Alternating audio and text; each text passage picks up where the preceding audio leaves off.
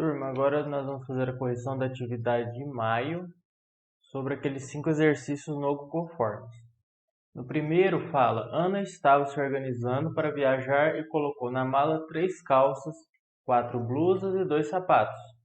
Quantas combinações Ana pode formar com uma calça, uma blusa e um sapato? Então ela tem calças, blusas e sapatos e ela quer formar um conjunto para ela vestir. E ela quer saber, utilizando essas que ela tem, quantos conjuntos ela pode formar, tá? Então, basicamente, isso é a aplicação do princípio fundamental da contagem. Por exemplo, se ela tivesse 2 calças e 3 sapatos e 2 blusas, então eu poderia formar conjuntos aqui. Eu poderia pegar a calça 1 com o sapato 1 e a blusa 2, por exemplo. Ou o calçado 2, o sapato 3 e a blusa 2. Então são todas as possibilidades que eu tenho. Como são muitas calças, blusas e sapatos, então basicamente é só aplicar o princípio multiplicativo fundamental da contagem. Se são 3 calças, então você tem aqui 3 que multiplica a quantidade de blusas, que multiplica a quantidade de sapatos. 3 vezes 4 é 12 e 12 vezes 2 é 24. Então ela pode formar 24 combinações diferentes sem repetir aquelas blusas, calças e sapatos. Tá? No exercício 2, um professor elaborou uma prova com 5 questões e os alunos deveriam respondê-las assinando verdadeiro ou falso para cada uma das questões. De quantas maneiras distintas ele pode responder esse teste? Então vamos lá, você tem 5 questões, vamos pôr 5 espaços aqui. Primeira questão, segunda, terceira, quarta, quinta. E você quer saber, em cada uma ele vai marcar verdadeiro ou falso. Então ele tem 2 opções para a primeira questão. Ele pode marcar verdadeiro ou falso. Então, como eu tenho 2 opções, eu coloco 2 aqui. Na segunda, ele também pode pôr verdadeiro ou falso. Então ele tem 2 opções aqui. Na terceira, a mesma coisa. Na quarta, a mesma coisa. Na quinta, a mesma coisa. Então aqui a gente aplica de novo o princípio fundamental da contagem e multiplica os resultados. Então fica 2 vezes 2 vezes 2 vezes 2 vezes 2. Ou 2 à quinta, que é 32. Então, o que seriam essas coisas aí? Seriam as possíveis respostas.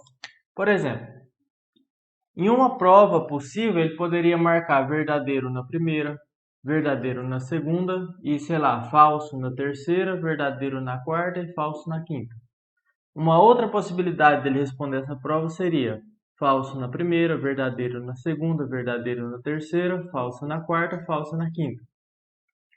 Se eu for enumerar todas elas aqui, vão dar 32 possíveis respostas para essa prova.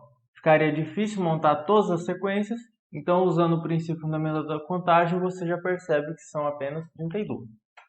Tá?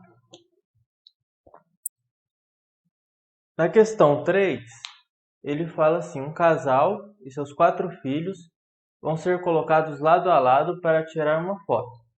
Se todos os filhos devem ficar entre os pais, de quantos modos distintos os 6 podem posar para essa foto? Então você tem 6 pessoas. Vamos colocar aqui 6 espaços. 1, 2, 3, 4, 5, 6. O que deve acontecer é que as crianças têm que ficar aqui no meio e os pais nas pontas. Então nós temos 2 possibilidades. Na primeira, eu posso colocar a mãe nessa posição e o pai nessa posição. E os filhos vão ficar aqui. Então, para a mãe só teve uma posição, uma possibilidade. Para o pai também, só uma possibilidade.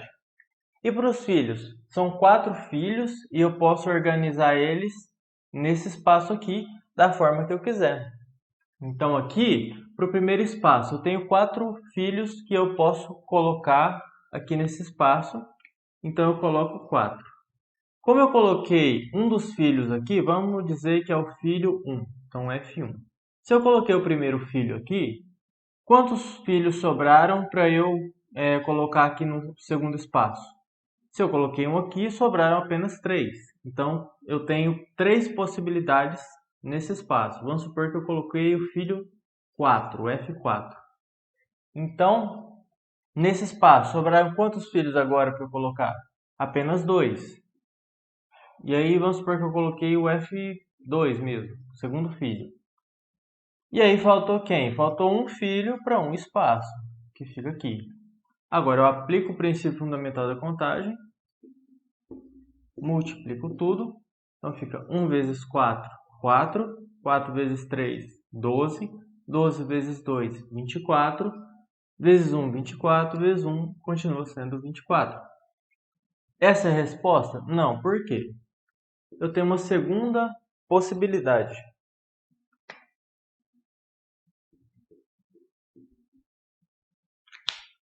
Eu coloquei a mãe no lado desse lado aqui. Eu poderia ter colocado o pai. Então, eu tenho uma outra possibilidade. Logo, a mãe ficaria nesse lado aqui. E aí, repete, na verdade. Por quê? Eu tenho uma possibilidade para esse pai, uma possibilidade para essa mãe. E agora acontece a mesma coisa aqui com os filhos. Eu tenho 4 possibilidades, ou seja, 4 filhos possíveis para eu colocar aqui. Depois fica 3, 2, 1. Multiplica tudo. A conta é a mesma, né? Dá 24. E aí, como eu tenho essas duas possibilidades, na matemática a gente usou o ou aqui, como tem duas possibilidades de organizar isso, basta eu somar. Então, quando aparecer um ou na análise combinatória, você está indicando as possibilidades junto a uma soma, a uma adição, tá bom? Então, basta você somar esses dois aqui. 24 mais 24 igual a 48 possibilidades. E aí, na questão 4, já muda de assunto, vai para a probabilidade, que tem uma certa relação com a análise combinatória.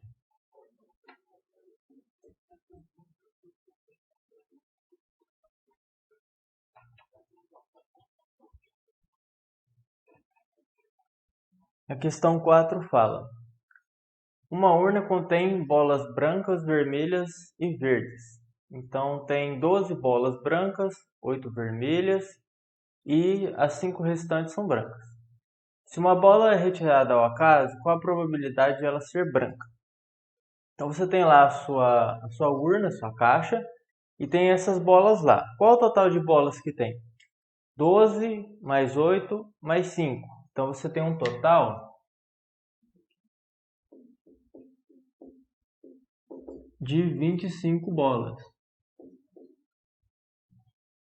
Isso daqui, essa totalidade, é o que nós chamamos de espaço amostral, que indica todas as possibilidades dentro do seu experimento.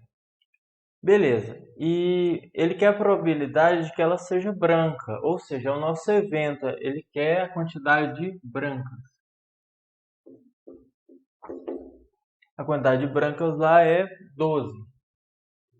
Então ele quer saber, dessas 25 bolas, qual é a chance de eu tirar uma branca? Então aí a gente cai naquela expressão para calcular a probabilidade. Se você tem esse evento A aqui, vamos chamar de A, é o evento. Então a probabilidade de ocorrer o evento A vai ser a quantidade de elementos do evento, ou seja, 12 bolas, seriam os casos que eu quero que ocorra, então 12, dividido pelo espaço amostral, que tem 25 bolas, ou seja, todas as possibilidades que eu tenho ao tirar uma dessas bolas, então 25. Então a probabilidade é 12 sobre 25, que daria a letra B. E na questão 5, você tem uma central de atendimento. 100 pessoas receberam senhas numeradas de 1 até 100.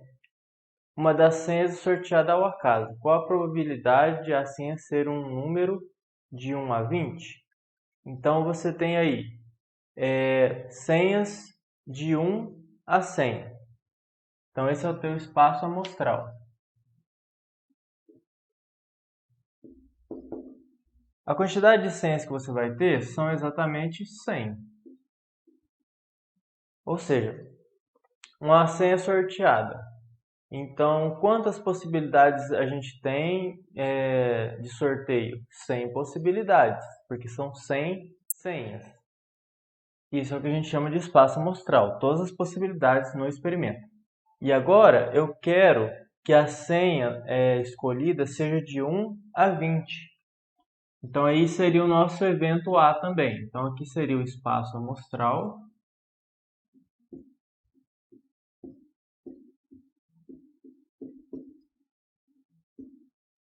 E agora as sorteadas. Se é do 1 ao 20, então eu tenho 20 senhas. E isso daqui é o meu evento, é o que eu quero que ocorra.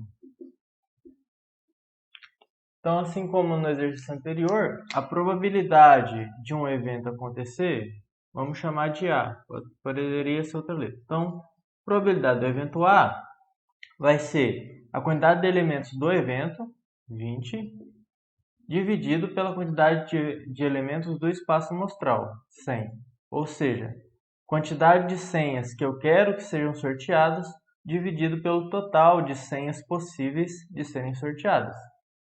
Isso dá 20 sobre 100, que já tem a resposta e nem precisa simplificar.